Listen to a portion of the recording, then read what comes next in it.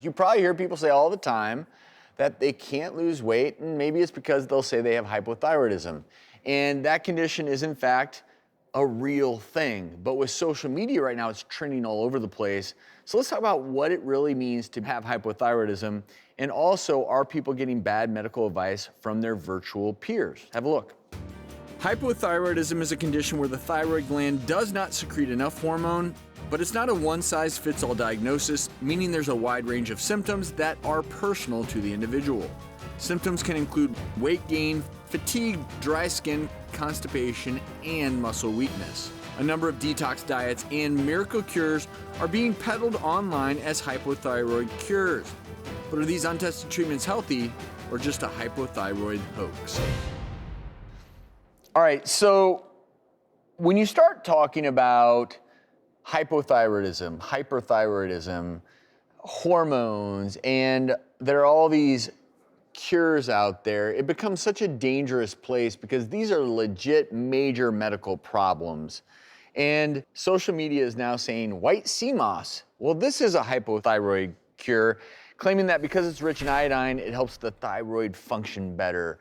It'll increase your energy, it'll help you lose weight. I mean, we know to create thyroid hormone, you do need iodine, that is necessary. That's why diets poor in iodine have endemic goiters and may have issues. That's true, very good point. May have issues. So there's a reason why they're touting, something that contains a lot of iodine. So there's some truth to that, right? Which is yes. Really what it is if you are truly iodine deficient, you could have issues with hypothyroidism and develop what we've called a goiter. So that's a legit thing. I think this is another good situation. If you're not truly deficient in iodine, taking excess iodine can actually be tremendously harmful. Yep. In fact, there was a case report in the British Medical Journal of a 45-year-old woman who was loading up on the iodine, actually damaged her thyroid, and then actually did need to take thyroid hormone because she had done so much damage. And we know that thyroid hormone gives you energy, it makes you lose weight, it keeps you warm. I mean, there are many metabolic benefits to the hormone, and it's kind of the regulator of all of our systems. But the flip side is sometimes trying to do things when you have no problem can actually create a problem. And I can see why people reading this would buy into it. Hey, I'm having trouble losing weight. I can't lose weight. I've always been a little heavy. Maybe it is my thyroid, so they'll jump on that. But they don't understand that the function, the regulation of hormones is such a delicate balance.